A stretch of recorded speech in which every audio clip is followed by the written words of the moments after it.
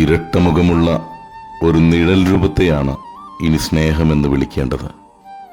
മേശപ്പൂ പോലെ കത്തി അമരുന്നതും നീരാളിയെപ്പോലെ ആഴങ്ങളിലേക്ക് വലിച്ചുകൊണ്ടുപോകുന്നതും നിശാഗന്ധിയെപ്പോലെ ആർദ്രതകൾ പകരുന്നതും സൂര്യനെപ്പോലെ പൊള്ളിക്കുന്നതും ആത്മാവിലും ശരീരത്തിലും തളിർപ്പുകൾ ഉണ്ടാക്കുന്നതും സ്നേഹം തന്നെ.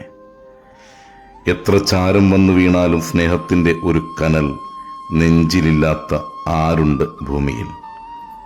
രാത്രി സത്രത്തിൽ വൈകി വന്ന് പുലർച്ചയ്ക്ക് മുൻപേ പുറപ്പെട്ടു പോകുന്ന അതിഥിയൊന്നുമല്ല സ്നേഹം. ജോലി കഴിഞ്ഞെത്തിയ അമ്മയെ പടിക്കൽ തടഞ്ഞു നിർത്തി പരാതി പറയുകയായിരുന്നു മൂത്ത കുട്ടി.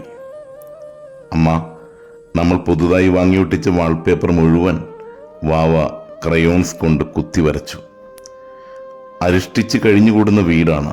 കുറച്ചൊന്ന് മെനയായി ജീവിക്കാൻ ശ്രമിക്കുന്നതിൻ്റെ ഭാഗമായി വാങ്ങിയൊട്ടിച്ച വിലപിടിച്ച വാൾപേപ്പറാണ്. സങ്കടം വന്നു അവൾക്ക്. എന്നാലും അതിനിടയിലും അമ്മ ഒരു കാര്യം ശ്രദ്ധിച്ചു. പല വർണ്ണങ്ങൾ കൊണ്ട് അവൾ ഭിത്തിയിൽ കോറിയിരിക്കുന്നത് ഇത് മാത്രമാണ്: mamma, I love you. Mamma, I love U.